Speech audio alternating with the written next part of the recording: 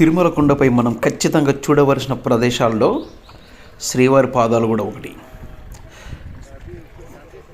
తిరుమల శ్రీవారి సన్నిధి నుండి 5.5 కిలోమీటర్ల దూరంలో ఉన్న ఈ శ్రీవారి పాదాలు దట్టమైన అడవి ప్రాంతంలో చాలా ఎత్తైన కొండపై కొలువై ఉన్నాయి.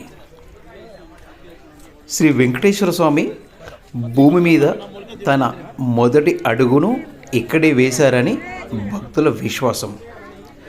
ఆ పాదాలని అపురూపంగా అక్కడే అమర్చారు.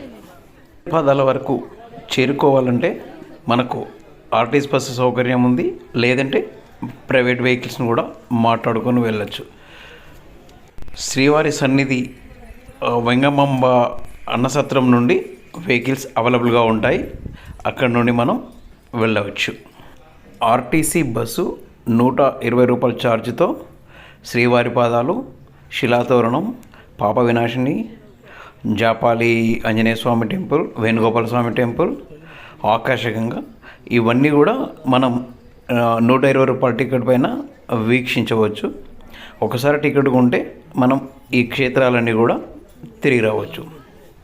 శ్రీవారి పాదాలు తిరుమల గిరులపై అతి ఎత్తు అయిన కొండపైన కొలువై ఉన్నాయి.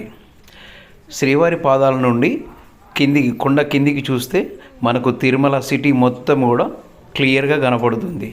కాకపోతే ఈ మధ్యలో పచ్చదనంతో నిండిపోవడం వల్ల మనకు అంత విజువల్స్ కనిపించడం లేదు. ఎండాకాలం మాత్రం ఇక్కడ మనకు శ్రీవారి పాదాల నుండి తిరుమల గుడి చాలా క్లియర్గా కనిపిస్తుంది.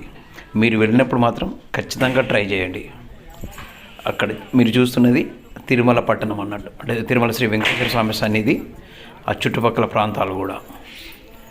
ఎండాకాలం ఇంత పచ్చదనం ఉండదు కాబట్టి కాస్త మనం చూడడానికి అనుకూలంగా ఉంటుంది. నమో వెంకటేశాయ నమః.